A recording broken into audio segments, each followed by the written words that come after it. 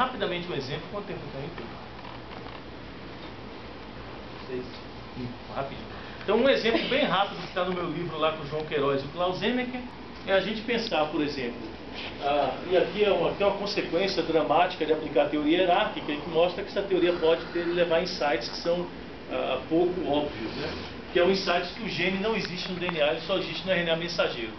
Então a ideia é que o que o DNA estabelece no máximo são genes potenciais, possíveis genes que a célula pode construir dadas certas sequências de nucleotídeos.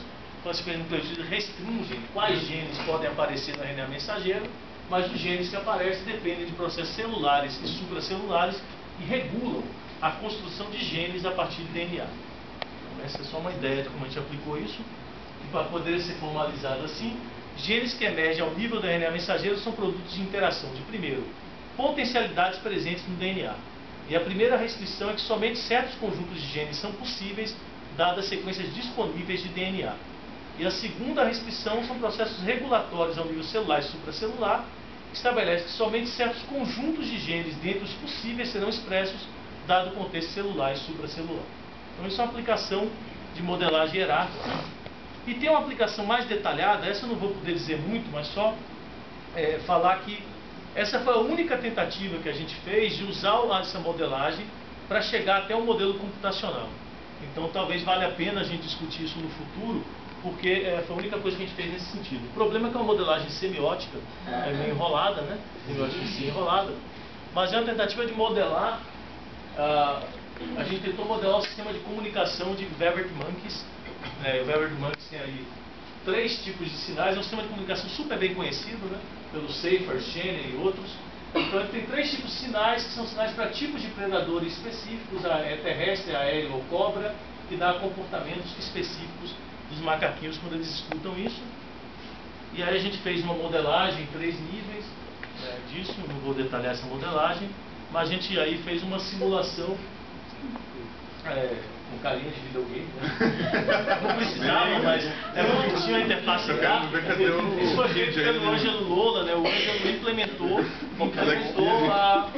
a nosso modelo em 3 níveis. E tinham 3 níveis aqui, quais são? As possíveis relações de signos e objetos e interpretações, isso é o nível das potencialidades. Tem o nível focal, que é qual é exatamente a relação de signo e objeto que emerge em cada comunidadezinha de macacos. E o contexto é a história, o contexto aqui é temporal, é a história de interações passadas dos macaquinhos uns com os outros via sinais, dos macaquinhos com os predadores. E aí a gente consegue modelar esses macaquinhos, tem lá, aqui são os predadores, aqui são as presas, tem um controle feito com sensores, drives, impulsos para se comportar, comportamentos, atuadores. Então cada macaquinho daquele, cada predador tem um programinha por trás, em que ele está percebendo o ambiente, ele tem uma certa capacidade de scan do ambiente que ele tem, ele ouve e escuta, ele ouve e vê ao mesmo tempo, né?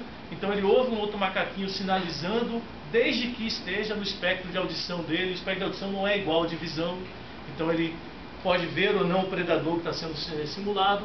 E aí tem um processo de Hebbiano, né, de aprendizagem associativa, em que o macaquinho vai aprendendo quando a gente tem na memória de trabalho dele ao mesmo tempo a memória auditiva do sinal versus a memória visual do predador.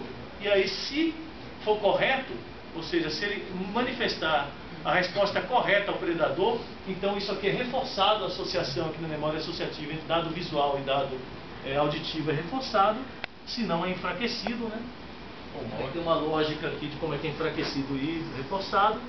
E aí o que a gente tem na simulação, esse é um artigo que saiu da Cognitive Systems Research, em que a gente mostra que o sistema de signos dos macaquinhos pode se auto-organizar.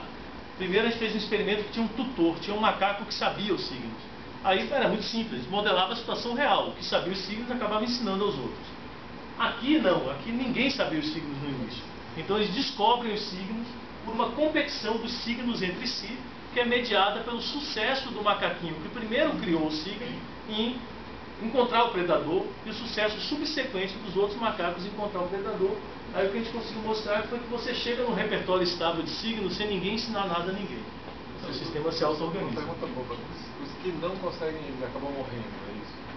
Não, eles não morrem, mas eles vão enfraquecendo, né? Porque eles erram, eles enfraquecem os signos. A competição não é entre os signos, né? Os macacos viram veículos para os signos. Tem um certo meme egoísta aí, né? E aí a gente modela essas relações, então não vou detalhar essas coisas. A gente modela os 3 níveis do que acontece dos macaquinhos.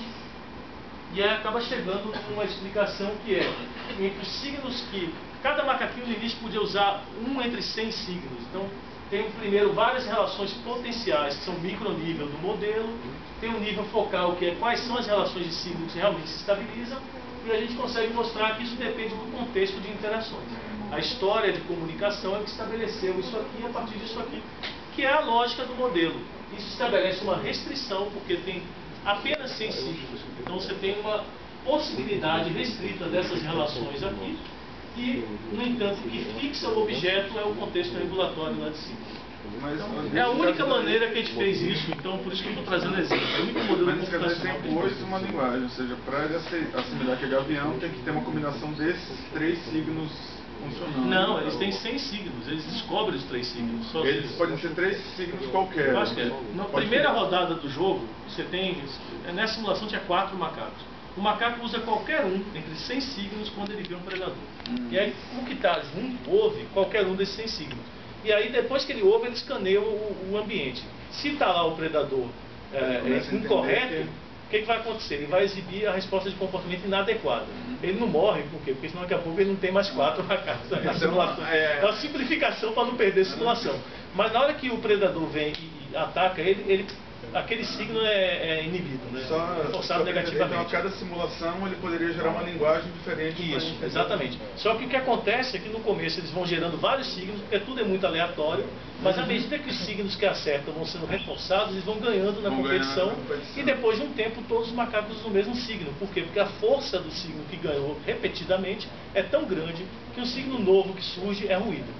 Então, o que você está mostrando? Que uma comunicação ela consegue se auto-organizar se você tiver um processo hebbiano que você reforça aqueles signos, que eles são signos que dão certo na interação com o ambiente. Chega um certo tempo que estabiliza, porque o signo é tão forte que qualquer signo novo que apareça não consegue deslocar o signo, então ele vira ruído.